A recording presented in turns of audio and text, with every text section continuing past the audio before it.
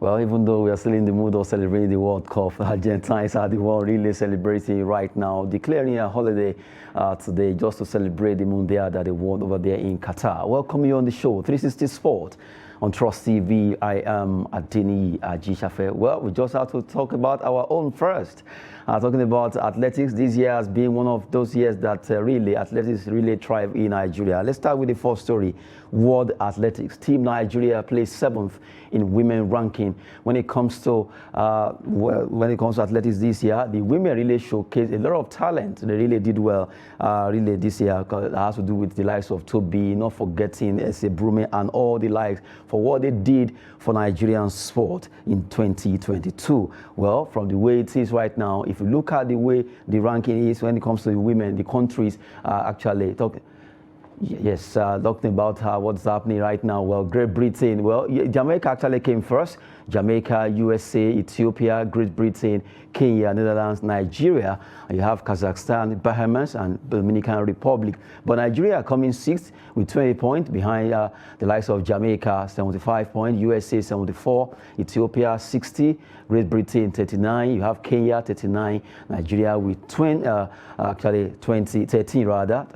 points there behind Netherlands. And really, when it comes to the point, if you want to look at it, you might say, oh, it's very small, but really, it's huge. Looking at the whole countries competing in athletics now, coming back to the story we are looking at, where we talk about world athletics, ranking Nigeria among the top 10 is not a mean feat at all, because when it comes to athletics in Nigeria, in the whole world, you just have to appreciate what the women really did this year. Well, for the women top 10 ranking, Shirley and Fraser Price of Jamaica came first, Sharika Jackson of Jamaica, you have Yuliman Royas of Venezuela, Sidney McLaughlin of USA, Toby Amuson of Nigeria, Femke Bol of Netherlands, Gudav Sergey Ethiopia, Yaroslava Makuchik of Ukraine, Faith Kipyegon of Kenya, and you have Chase Ely of USA, who actually came 10 among the top 10 in the world right now. I have in the studio the man that I'll be talking with at least on the show, 360 Sports for today. Olawale Peter is here. Good to have you. Yeah, good morning, Adeni. It's a pleasure to be here once again. A good one, and congratulations to Nigeria. If we cannot congratulate ourselves for going to the World Cup or for meeting us at the World Cup, at least you can congratulate ourselves. We have something to share about. We have something to be happy about. Talking about Toby Amuson, she has done us well. She has done us proud. Not only Nigeria, the African continent, just like the Moroccan team, they did at the World Cup. So that shows that there's a lot of talent that we have in Africa that we need to see, and we have to showcase to the world, so that we're not going to be a pushover or second fiddle to the Europeans or even the South American or whatever. We have what it takes here. It is high time we come back home and develop ourselves. Then looking at the point, we came 7th. Coming 7th, it's not a problem, but if you look at the point, it's something that we need to look into. 13 points. And if you look at the likes of the Ethiopia and Kenya, they are ahead of us. So if you look at why are they ahead of us? They have their own area of specialization, all this marathon and whatever. That is what they've been known for a very, very, very long time. And they are doing everything humanly possible not to drop the ball on it, because they are the champion that everybody wants to beat. But up to now, we can't still beat them to it. We'll come back home here also. Let's try and identify ourselves with a particular sport. That's when they are talking about that sport, nobody will dispute it. It is for Nigerians. There is no sport that they are doing in Olympic or they are competing for in the world that we don't have in this country. Some are even doing it for free. Some are doing it for free. Come to Jabi here in Abuja. You see a lot of small children. Out of fun, they'll be jumping from bridge inside the water, go to Kaduna, go to Kano, go to Lagos. You see them all around swimming. What have we done? We have people that can compete with the likes of the Australia, with the likes of the South African when it comes to swimming. If you harness all these our resources and our talent that we have, I think it is high time we have to give more attention to other sport activities apart from the football. Because the football we are talking about, is it giving us the joy, the happiness that we are looking out for? No, it's not. If you look at FIFA ranking, we are nowhere to be found. But look at the athletics, we are somewhere to be found. So that means we should look at other opportunities like what Toby have done, what Blessing have done, what Isabrumen have done. We look at them. Also, we look at the just concluded National Sport Festival. We look at those talents that we think we need to just upgrade them in terms of training, providing the infrastructure, the facility for them, giving them the necessary exposure they need to. That is what we need right now. I think it's a very good one for the country, for the continent, and for those who made us proud. Really, to let you know that when it comes to sport this year, athletics really make Nigerians happy. You look at the World Cup, we were not there, and look at the CHAN, we also crashed out to Ghana. And really, football this year, except for the junior category, the Golden Eaglets, the Flying Eagles, and also Flamingo and Falconer that made us at least very happy, and the women too, who actually came first. But really, when it comes to sport this year, athletics did well. They shone like million stars, especially the women in 100-meter hurdles. You talk about long jump, you talk about different sport when it comes to athletics, in different category of event. Talking about Nigerian women, they really did well, making us proud in 2022. So they deserve our accolade, and that is why right now, looking at the ranking, coming 7th on that table is no means feat. And now that will take us to the story of Tobiloba Amusan right now. Tobi Amusan, yes, is African number one, and 5th female athlete in the world. Looking at that particular list that we rolled out earlier, Tobi Amusan is African number one because this is the highest rated athlete when it comes to women in Africa. And now you look at the level at the world, where she is at the world level. You look at her after the like of Jamaican Shelley and Fraser Price, Sharika Jackson, Yulia Royas. You have Sydney McLaughlin. Then you have Tobi Amusan, 5th best in the world. Really, I don't think it has been a common thing that we have in Nigeria getting to this level. I think this is the first time we have anything in the country, and 5th in the world and 1st in Africa. You can't be breaking record left, right, and center the way Amusan did, and you'll not be where you are now. But the question is, those that are ahead of her, what did the government do to make them to be where they are now? And what did our government do to make Tobi Amusan to be where she is currently now? Is it what she did personally, or is this something that the government they contributed to? After Tobi Amusan, who else are we looking up to? Do we have a succession for Tobi Amusan? We're not saying that Tobi Amusan should go down the road right now, but we should have like about 3, 4, 5. Look at the 1st and 2nd, they are from Jamaica. So nothing stopped Nigeria also to have like 1, 2, or 3, if not in the world, even in Africa also. So you shouldn't be concentrating too much on Tobi Amusan that it's only Tobi Amusan. What if injury comes in? What if something, you normally have your ups and downs as an athlete or as a footballer or whatever. You can have injury. You can have the ups today, you can have the down tomorrow. Probably you may be sick, or you may not be in your good shape or in your good form. Do we have a replacement? Do we have someone that can go in? That is the question for the federal government. That's the Ministry of Youth and Sport. We need to look into other talent to see how we're going to nurture them. Not for us to be waiting for what they will do for the country. Before we celebrate them. Because that is our pattern. That is our culture here, and it's a very bad culture. You don't wait for someone to be successful before you celebrate the person.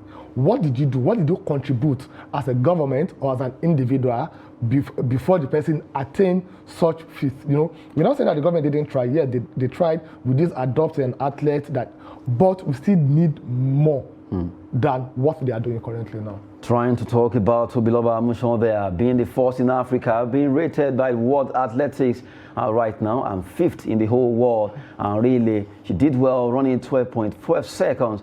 I just have to remember how she did it, that particular feat she had actually got over there in USA, and also at the Commonwealth Games, defending that race.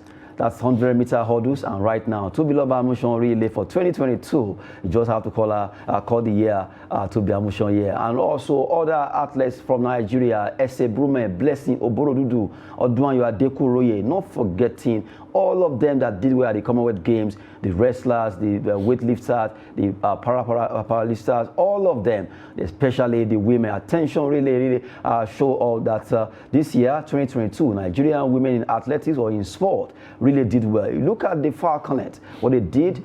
Look at the Flamingos in India, in Costa Rica. That's our ladies also, the Super Falcons, what they did at the Nations Cup. Not forgetting the junior category of the boys, talking about the Golden Eagle and also the Flying Eagles. Well, for Super Eagles, who actually refused to fly this year, we hope that come next year, they will pick up the pieces and begin to fly. I see you smiling. Seriously. They refuse to fly or they cannot fly?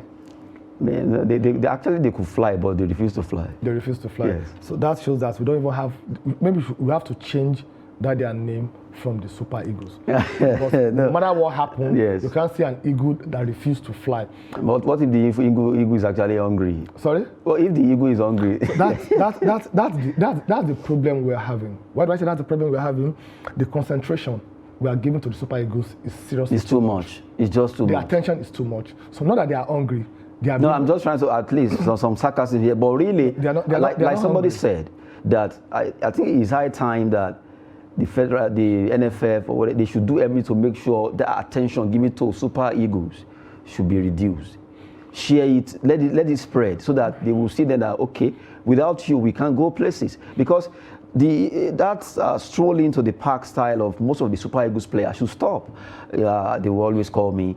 If you discover that you have about 3 people to contend with in your wing, you sit up. And even if you don't want to, they don't call you. They won't call you. They will call others. If you don't mind not winning now, we are ready to build. So if they don't call you and you feel, if they don't call me, they won't win. Yes, but we are going to win later. That's what Senegal did, and it worked for them. Morocco, all of them. Yes, that can work in a good and sane environment. It can work in a corrupt-free environment, unlike what we have right now. Yes, I'm not saying that in other countries there's no corruption, but the way we legalized has as maybe part of the culture is worrisome. Can you mention a player that's given a testimony in the Super Eagles that I went for an open camp and based on my performance, individual performance, I was selected to represent Nigeria? I think this is kind of synonymous with Africa, because I remember Mbappe, father, this guy that plays for Switzerland, Embolo, all of them saying they demanded money from them. So it's not even a Nigeria thing now, it's across Africa. But why didn't we, that we call ourselves the pride or the giant of Africa, set example? We have the Moroccan team. Do we have something like that from the North Africans? No, in fact, 50% of the Moroccan teams, they were born in another country, France and Spain, of course, and Europe. They came to their country to represent them free of charge. Most of them, they don't even collect the money that their government is paying. The money is going to charity. So they've already set an example. So we shouldn't be comparing ourselves with those who are corrupt. We should be comparing ourselves with those who have set the pace. The way North African did. The North African, the way they did, we should do the same thing. Until we introduce the open camp and they allow media to come in to watch the training, the selection process from beginning to the end. No bias. No biasness, nothing at all. Then we can now come out, these two, he came to the camp, doesn't know anybody. And like I said earlier on, can anybody just tell us when last a player will give that testimony that I don't have a boot to? I don't even have a jersey. I just when they are opening the camp, and from there I got the opportunity. I got the invitation based on merit. I've been cracking my head, and I'm sure a lot of our viewers also, they are cracking their head. We couldn't do it. I mean, we can't mention it. That is I've said it before. See that NFF, that glass house. What is happening there? Their own Kaaba is more than the Kaaba anywhere. Before you play for Super Eagles, they have their own cut, they have their own percentage. Look at Steve, this coach. Olise? No, not Olise. Okay. Ericsson that we wanted to take as a coach. Okay, it's Wenger Ericsson. Ericsson, that came to the... Yeah, he mentioned that he was being asked for some percentage. Percentage, and not the first one, not the second. How can you have a coach and the contract that was given to that coach is for 6 months? I've never heard of it before in the history of football, that a coach has been appointed for a national team and it's for 6 months. Then for that 6 months also, they did not pay the coach, and the coach is comfortable and is living happily and is transporting himself, feeding himself and feeding his family. Abba, Adeniyi. He didn't add, Something is wrong. He didn't add ever after. Oh my goodness! Just digressing a bit, Nigerian sport. Even though we have so much talent to easily pick from, but really the management, the way we run our football, maintenance culture, developmental programs, and everything that we need to do for us to be at that world level, that standard that has been set by other nations that we really envy, we're really lacking or lagging behind there. We need to do it better. If we talk about human resources, everything's available, brilliancy, performance from athletes. Really, like I always advocate that administrators should always remember that without the athletes, there won't be them there. So they just have to remember that even though you have the power, remember that without those athletes who are running, who are playing hockey, basketball, volleyball, any sport, be it bobsled or skeleton, or even football, you cannot be there as whatever position you are holding. And if they are not doing well, easily they can actually scrap the federation to let you know that. But really, we need to get it right in Nigeria. We are just not so good when we look at sport that could have turned around the fortune of this nation and will take it with levity. Really, sport. When you look at sport, people just see sport as so. In fact, almost everywhere, sport is so underrated. To be candid, in Nigeria, it's so underrated. But if we really take sport and harness it well, this is a sector that whatever you study, whatever you do, you can work there. Sure. So I still don't understand why we take sport as it's just a leisure or fun or something that just keep yourself fit and all that. It is not house. It is the government. Well, we are part of the government, all of us. No, we're not part of the government. Now, for example, let's take the issue of the Nigerian Professional Football League, NPFL. NPFL, for an example now. If you have the money to buy the club, do you have what it takes, the process involved to get the club? No, we don't. So if the government do not, give the enabling environment because of what they are getting, what they are doing, definitely there's nothing that we can do. We all know what sport, the development, the growth it can bring to the economy. We said it before, I will continue saying it. Sport is business. Purely business. Just look at the World Cup. Look at how the whole world was actually glued to the either whatever you are using to watch or you are listening. For 1 month, the whole world stand still. See, I still don't understand how the power behind sport, that people don't really see it in this side of the world, that really this thing. Okay, look at religion, look at tribe. Everything will stand still. Everybody will play. For you to see Iraq playing US, Iran playing US, Saudi playing Argentina, all this, everybody will keep aside whatever is actually their differences. They will come together and fight for that superiority. Only that our government are not really doing the right thing when it comes to the issue of sport by using it to unite us together. I think that's one of the reasons why the Nigerian National Sports Festival was established after the Civil War, to unite everybody together. But that is not the case right now. Look at Argentina. Their economy is in shambles. They are going through recession currently now. But still, they have 50,000 of their fans that travel from Argentina to Qatar to watch the World Cup. During the celebration, if you saw their capital city, it's like there's no hungry in that town. I think we have a picture of that Argentina there. Although that will just take a look at this picture. Imagine that. Are you telling now? From there, you have people that they are fighting, that they are not happy with themselves. Look at they are this. Hungry. Just look at this, for example. Look at this, for example. Oh my goodness. With what they are going through in terms of the economic hardship, but when it comes to the sport, everybody unite, you come together. As if these are not human beings. As if you are looking at ants. Now, these are human beings. We said sports is business. Imagine if you are selling pure water, ordinary pure water, to people during this celebration. Do you know what you're going to get? Imagine if you are selling only the flag during this celebration. Do you know what you're going to get? The transportation, people transporting themselves from different parts of their city to go to that place. Do you know how much they're going to get? Do you know what this means to the economy of Argentina? So that is what we want the government to look into. They should stop looking into what will come to their own pocket at the end of the day.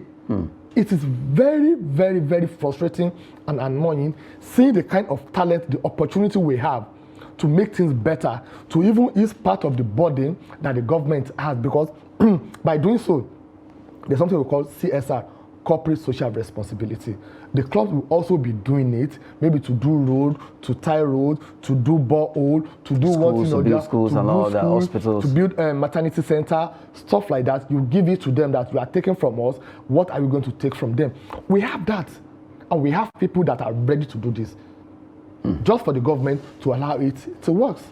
Well, we just hope that Nigerian sport can just get better, really. If we continue to talk about this, we won't leave the studio, a big one there when it comes to sport. We need to see the way other nations actually see it. Now, taking us to Argentina's story, they are celebrating over there. Today, Tuesday, has been declared public holiday to celebrate the win. Yes, the World Cup, Mundial. Right now, they are celebrating, really. The Argentines are speaking Latin everywhere, enjoying themselves because they are the champions of the world. And looking at the population that actually gathered at the city center of Buenos Aires there, you just have to know that really Argentines, they've really seen sport as business. Yeah, they see it as business, and you know the South Americans, when it comes to sport, it's more like a culture to them. They don't take it lightly. They don't joke with most of the Brazilian players. They know what they are going through right now for missing out at the World Cup. So until we see that in the country, also for the Argentinians, I think they deserve it. And you know, one thing about success is all about preparation and hard work. It's not just about luck. That's the truth. The Argentinas, the team entirely, they deserve to win the trophy. Because if you look at what they did, even during the Copa America, the determination, the zeal, right from day one, they have a target. The target is to win Copa America, and the target is to win World Cup.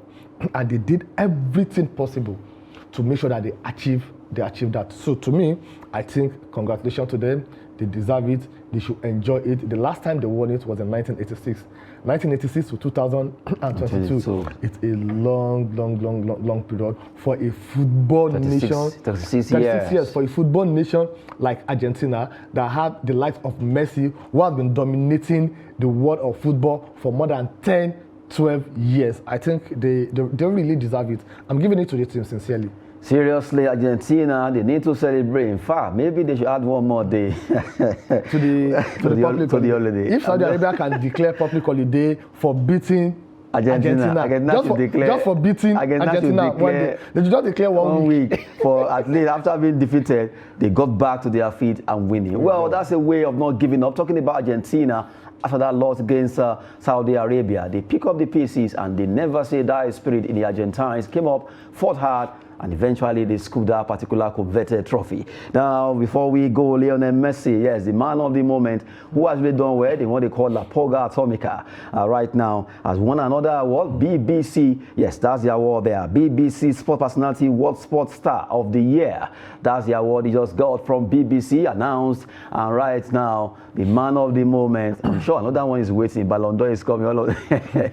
Okay, and for the Ballon d'Or, I don't think the performance during this World Cup will take him to win the Ballon d'Or. It is very possible that he will win it. You know why I'm going to say this? Because one, the World Cup here, plus PSG, everything together, Messi will get it. But PSG is not the star in PSG, the way he's a star in Argentina. I said PSG plus the World Cup. If I'm to pick my own BBC Sport Personality of the Year. Of the year, yes. Not for the competition. No, for the year. You see, we look at the rising star in a team without looking at what other people they contribute to that success. If Martinez, the goalkeeper, didn't do his own work, they will have lost that game. They will have lost it. But who is talking about Martinez currently now? He only got Golden Glove. Golden Glove. That one is based on his performance from beginning to the end. If he has allowed goal to come in, just like the Costa Rican goalkeeper, probably the Argentina will not be. Yes. So I think also when we are doing this, we should look at those individuals that contributed to the overall success, so that the focus will not only be on Messi. Now, look at look at this. What he did here. He saved Argentina here. If he didn't block this, if he didn't make this save, that's the end. Because this happened. He will have scored. This happened in about 2 or 3 minutes to go. To go. That would have been the end. But nobody's talking about this. Nobody's showing this that's picture. The hero anyway. Nobody's showing this picture. How he caught the second penalty, how he did the third one. Nobody's talking about it. They're only talking about Messi that scored how many goals? 3 goals. And we have Mbappe that scored 4 goals during the same competition. But his team let him down. Why did they let him down? They had about 2 or 3 clear chances that they would have converted to go, but they didn't do that. That was why he was devastated. So I'm not saying Messi doesn't deserve what he's getting right now. He has worked hard for it, but we have other people in the team also that contributed that needs to be celebrated, especially their goalkeeper, Martinez. Especially Emiliano Martinez, the hero of for Argentina. Really, he did well, and that's why at times when you look at the awards so far, Ballon d'Or, FIFA award, there'll always be a bit biased because defenders, goalkeepers don't have the say. Say maybe Fabio Cannavaro, who has been able to win that, has always been the strikers or midfielders, but I think something must be done because we've seen outstanding players who are actually defenders or goalkeepers for what they've done for their countries. They deserve. Emiliano Martinez really deserve everything. He actually the hero that saved Argentina that night. When it comes to that particular goal that Muani could have converted, but right now attention is always on Laporga Atomica. You just can't take that away from him. Yeah, you can't take it away from him. And just like I said earlier on, yeah, he worked for it, he deserves it also, but we shouldn't just neglect other people that contributed. Maybe they should have at least create a space for even Di Maria. Yes, Angel Di Maria. Angel Di Maria, look at what he did also. He came in, he scored a goal. I made an assist from the 3 goals they scored. So he contributed almost 70% to their success during that competition. Then their coach also, we should give it to their coach also. He changed the tactics. What tactic did he change? He used 3 fast attacking players up front against France. Di Maria, Alvarez, and Messi. And if you look at most of their goals, it's based on counter attack. So it changed from what they used to play by shocking the midfield. Also, all these people, they contributed to the success. Yes, Messi won it. He's the bride of everybody. I saw a lot of people Messi, as if Messi is in Nigeria. But we shouldn't neglect those that also contributed to their success. We just have to go now. It has been a wonderful time talking sport on 360 Sport here. Trust TV. Well, I want to appreciate your time, even though Messi really he just can't change anything. He has done everything. Thank you very much. Yes, it is an Emilukan of Doha. It's a pleasure being here. What's the way to go for Lionel Messi? Is he celebrating? Well, thank you very much for joining us on the show. I am Adeni Ajishafe. Thanks for watching. Well,